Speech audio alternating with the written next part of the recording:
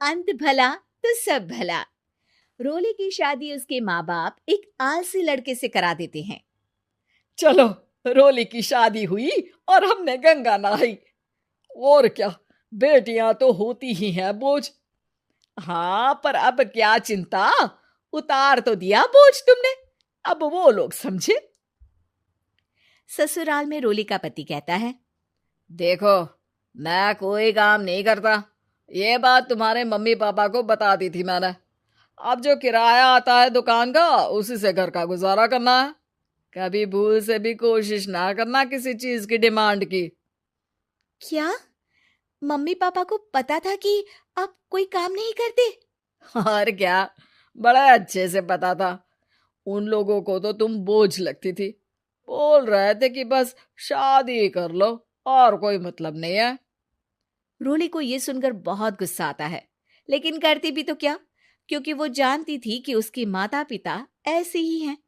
जैसे तैसे रोली दिन काट रही थी। रोली को एक प्यारी सी बेटी होती है।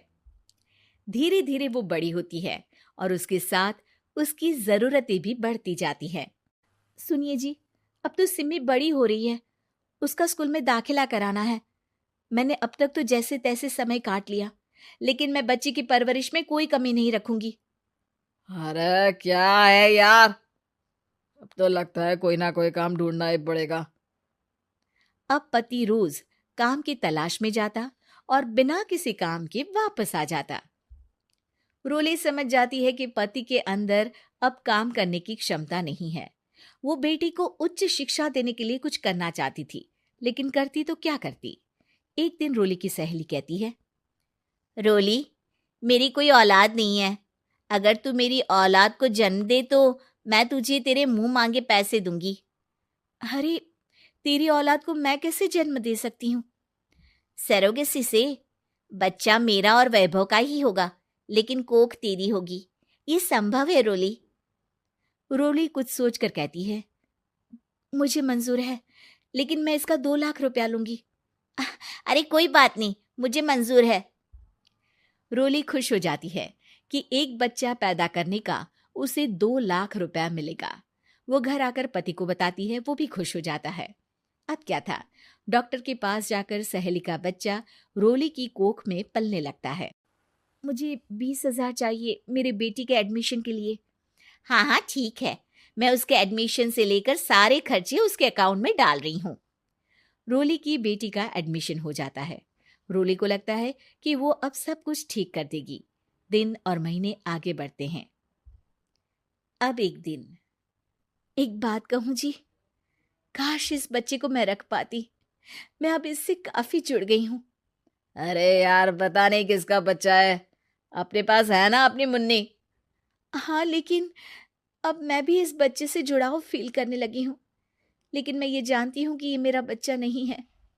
दोनों की जिंदगी ठीक चल रही थी, लेकिन कहते ना कि सुख का पल ज्यादा लंबा नहीं होता। एक दिन रोली की सहेली का फोन आता है। रोली, मुझे अब ये बच्चा नहीं चाहिए, मैं अपने पति को छोड़ रही हूँ। अरे लेकिन मुझे पैसों की जरूरत है, बच्चा तुम्हारा है, मैं क्या करूंगी?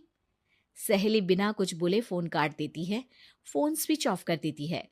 लेकिन रोली के जीवन का तूफान यहीं नहीं रुकता। रोली, मैं इतना भार नहीं उठा सकता।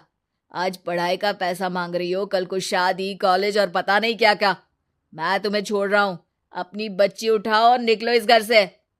अरे पर मैं कर तो रही हूं ना बच्चे के लिए काम, आप आराम से रहिए ना। क्या काम कर रही हो, देख रहा हूं मैं। ये छोटा शहर है, यहाँ लोगों को बात बनाते वक्त नहीं लगता। तो मैं क्या करूं?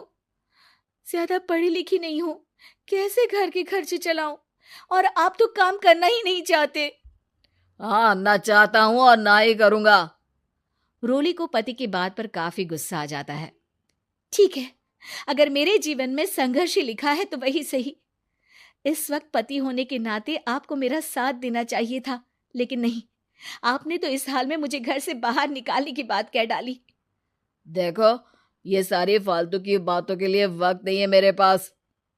रोली, जिसकी कोख में किसी और का बच्चा था और साथ छोटी सी बेटी, पति का घर छोड़कर रास्ते पर आ जाती है। रोली के पास मायके के सिवा दूसरा कोई रास्ता नहीं होता। अरे रोली कैसी है? कितने दिनों के लिए आई है? हमेशा के लिए माँ। वो माँ को सारी बात बता देती है। ओए लड़की, इतनी हिम्मत का काम कर लिया। अरे ना ना, यहाँ कोई जगह नहीं है।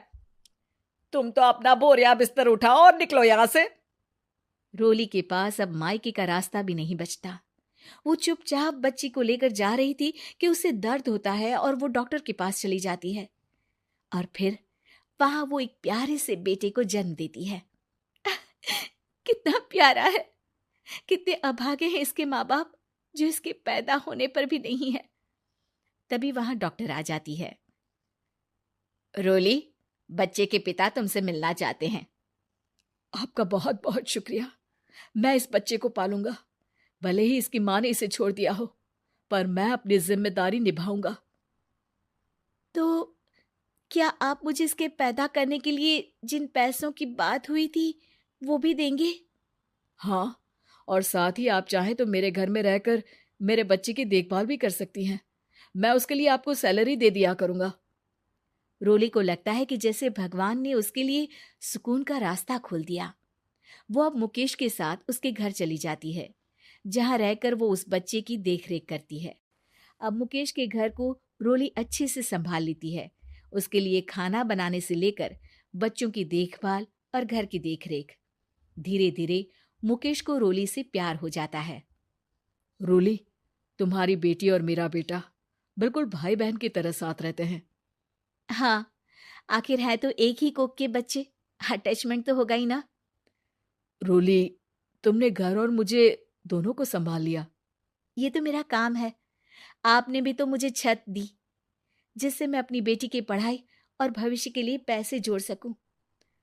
अब रोली, क्या तुम मुझसे शादी करोगी? अब मैं जानता हूं तुम्हारी भी शादी कुछ खास अच्छी नहीं रही। रोली को मुकेश की बात ठीक लगती है। वो उसे हाँ बोलने की सोच ही रही होती है कि उसके पहले पति का फोन आ जाता है। रोली, मैं बहुत परेशान हूं। मेरा एक्सीडेंट हो गया है। मैं चाहता हूं तुम वापस आ जाओ। रोली को पुराने पति की चिंता होने लगती है। वो सोचती है कि वो क्या कर रही थी। हाँ हाँ ठीक है, मैं आ रही हूँ। हाँ रोली, आ जाओ, लेकिन बच्ची को कहीं हॉस्टल में छोड़कर आना, क्योंकि मैं नहीं चाहता कि हम लोगों के बीच फिर से वो सारी बातें हो। रोली को समझ आ जाता है कि पति आज भी सुधरा नहीं है। वो पति के पास जाने से इनकार कर मुकेश को हाँ कर देती है।